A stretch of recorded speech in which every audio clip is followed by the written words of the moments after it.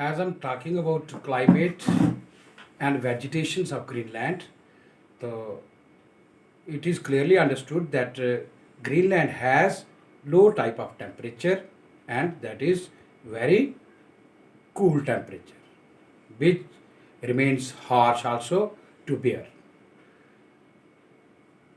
And why it is harsh?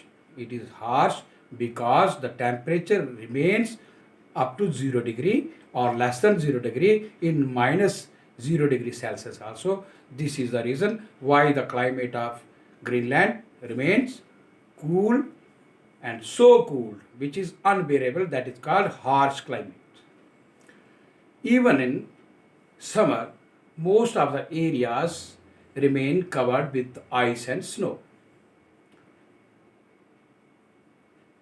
Ice melts only during the short period of time during summer season, and Greenland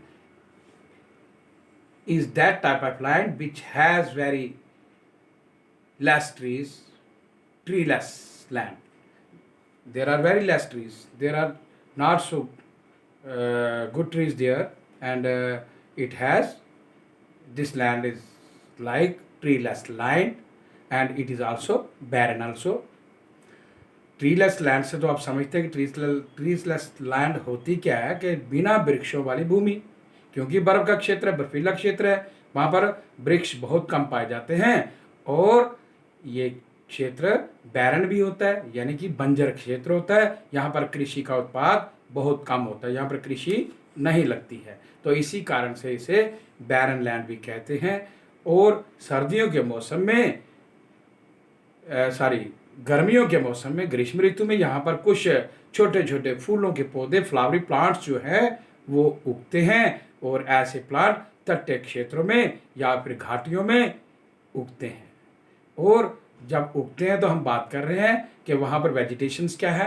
climate तो ये clear हो गया कि वहाँ का क्लाइमेट ठंडा है, बहुत ठंडा है, अत्यंत ठंडा है, जो बर्दाश्त करने में असहनीय होता है, यानी कि हार्श होता है।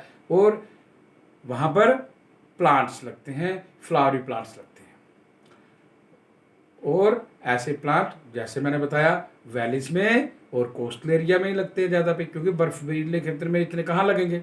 तो जहाँ तटीय क्षेत्र, जहाँ पर कम बर्फ गिरती है, ऐसे क्षेत्र में छोटे छोटे फूलों के पौधे वहाँ पर होते हैं।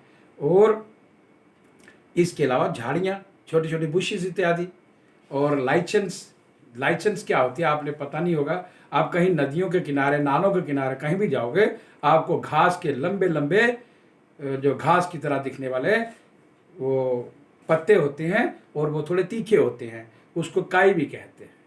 तो हमने गांव के जो बच्चे होंगे वो काई के बारे में अवश्य जानते होंगे कि काई होती क्या है, लेकिन शहरों के बच्चे जो अर्बन एरियाज में रहते हैं उनको इस चीज़ का पता नहीं है। But in the simple word you can say it is a tall grass which is harsh when we touch that, and it lies on the banks of small rivers as well as canals etc. तो इसके अलावा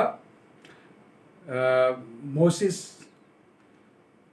इत्यादि, वो मोसिस क्या होता है, लाइचेंस and मोसिस ऐसा वृक्ष होता है जो आहिस्ता आहिस्ता ग्रो करता है, इसके बहुत कम पत्ते होते हैं, और ये जो पत्ते होते हैं ये कहाँ लगते हैं, ये एक पत्थरों पे, चट्टानों पे, जो पथरीली जगह हो, जो पत्थरों में जो छोटे प्लांट्स उगाते हैं, इस प्रकार के पौधों को हम क्या कहते हैं, मॉसिस कहते हैं।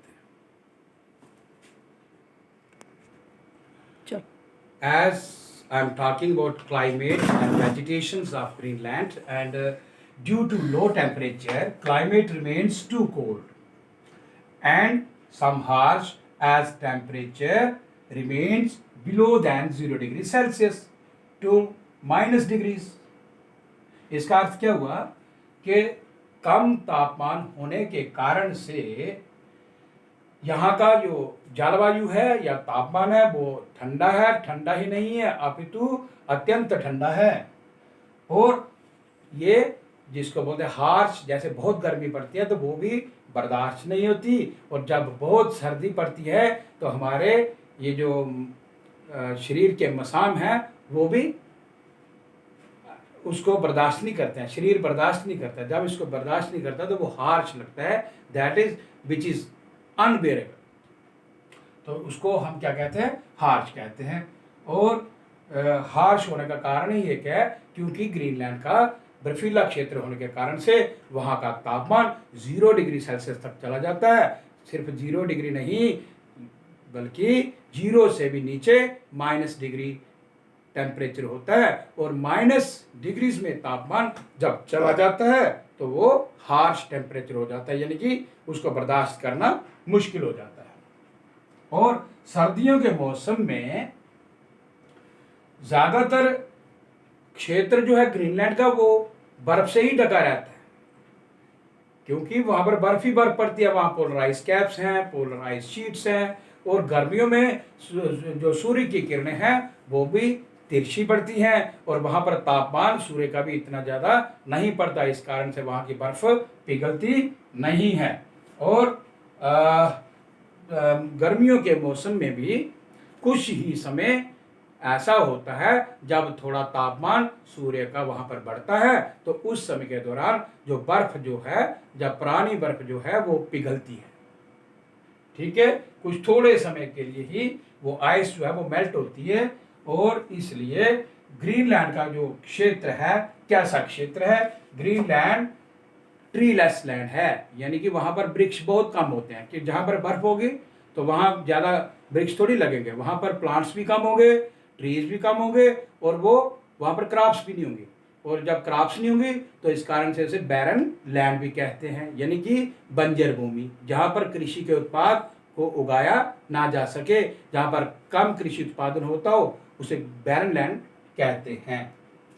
तो इस प्रकार से गर्मियों के मौसम में वहां पर कुछ छोटे छोटे फूलों के पौधे उगते हैं। और इसके साथ क्या लिखा है मैंने, वो ऐसे फूलों के पौधे कहाँ उगते हैं, तटीय क्षेत्र में उगते हैं या फिर घाटियों में उगते हैं।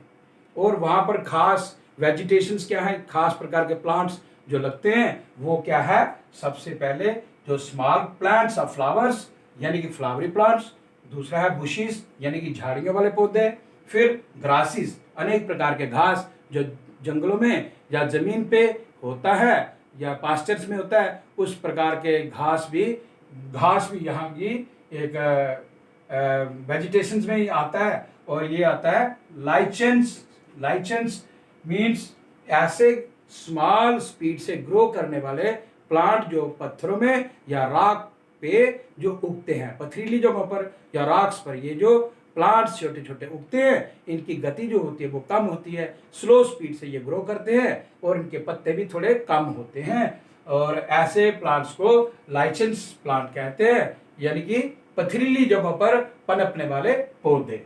और उसके अलावा है मोसिस यानी कि इसको काई, मैंने पहले बोला काई क्या होती है, घास का लंबे लंबे पौधे, यानी कि घास के पौधे या घास के लंबा घास, इसको काई कहते हैं। और ये नदी नालों के किनारों पर अक्सर पाई जाती है और यही ग्रीनलैंड की वेजिटेशंस में आता है।